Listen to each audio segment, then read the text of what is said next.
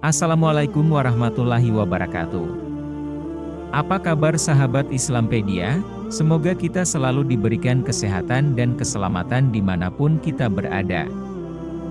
Kemunculan Dajjal mungkin menjadi tanda-tanda datangnya hari kiamat yang sudah banyak diketahui Muslim.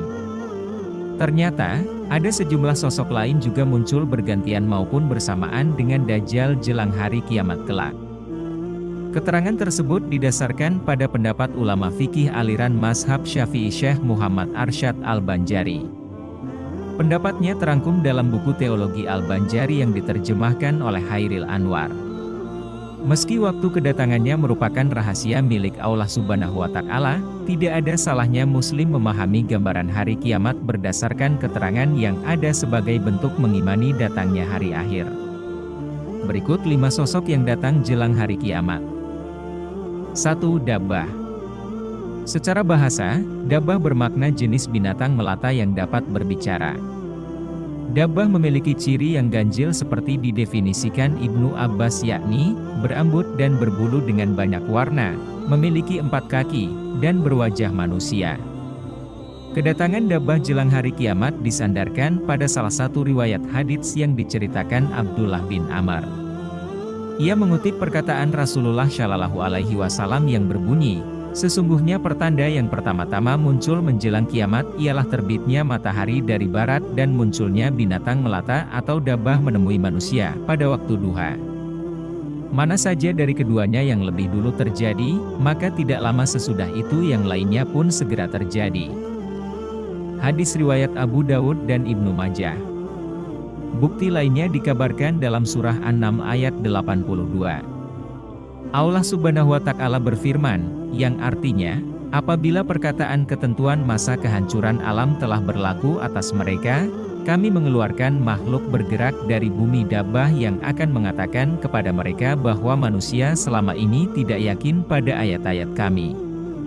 Abu Daud At-Tayalisi dan Hakim mendengar cerita Hudzaifah radhiyallahu anhu soal cerita Rasulullah Shallallahu Alaihi Wasallam tentang kemunculan dabbah. Dijelaskan bahwa kemunculan dabbah akan terjadi sebanyak 3 kali. Pertama, dabbah akan muncul di pedalaman hingga tidak banyak orang yang menyadarinya.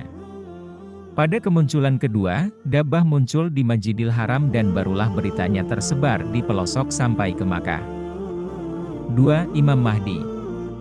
Imam Mahdi adalah sosok pemimpin Muslim menjelang hari kiamat kelak.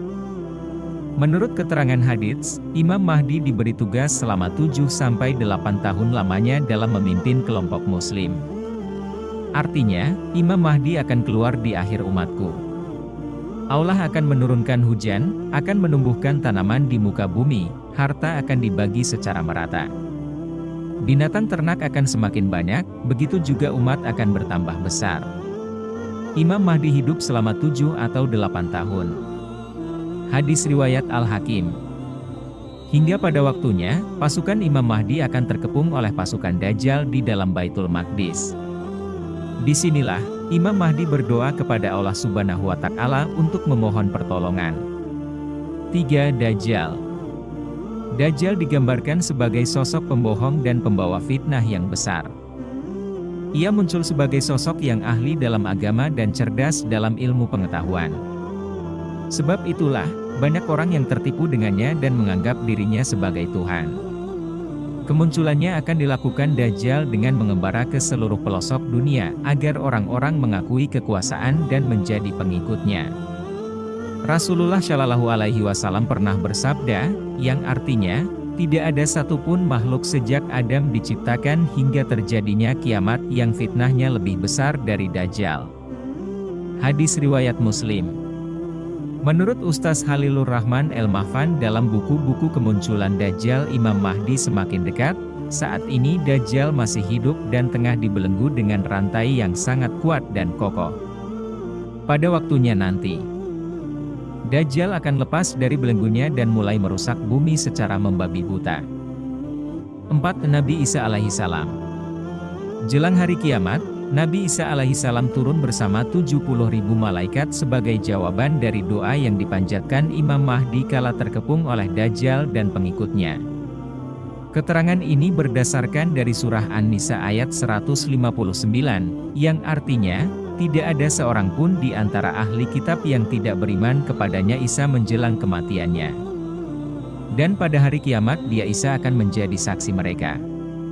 Riwayat hadits lain mengatakan, Nabi Isa dan para malaikat turun untuk membunuh Dajjal untuk menciptakan keamanan di bumi, sekaligus menjadi pemimpin yang menghidupkan kembali syariat Nabi Muhammad SAW di tengah masyarakat. 5. Yajuj dan Majuj. Berdasarkan keterangan hadits, Yajuj dan Majuj muncul jelang hari kiamat setelah Dajjal terbunuh pada peristiwa sebelumnya. Saat itu, kondisi bumi sudah mulai aman sentosa. Syekh Al-Banjari mengatakan, Yajuj dan Majuj akan datang mengepung Nabi Isa, Imam Mahdi, dan umat muslim lainnya yang berada di Bukit Tur. Namun, atas izin Allah Subhanahu wa Ta'ala, Nabi Isa dan Imam Mahdi dapat mengalahkan pasukan Yajuj dan Majuj tersebut. Bukti kemunculan kelompok penghancur bumi tersebut dijelaskan dalam surat Al-Anbiya ayat 96, yang artinya, hingga apabila tembok Yajuj dan Majuj dibukakan dan mereka turun dengan cepat dari seluruh tempat yang tinggi. Bahkan, ahli tafsir Imam Ahmad menambahkan, memberikan gambaran mengenai kemunculan Yajuj dan Majuj sebagai pertanda hari kiamat. Mereka diceritakan akan turun dari gunung layaknya air bah yang mengalir dengan deras. Berdasarkan keterangan hadits, saat ini Yajuj dan Majuj masih terkurung dalam sebuah bangunan. Atas izin Allah, dinding tersebut terjaga kekuatannya hingga waktu yang ditentukan Allah Subhanahu wa Ta'ala untuk terbuka jelang datangnya hari kiamat.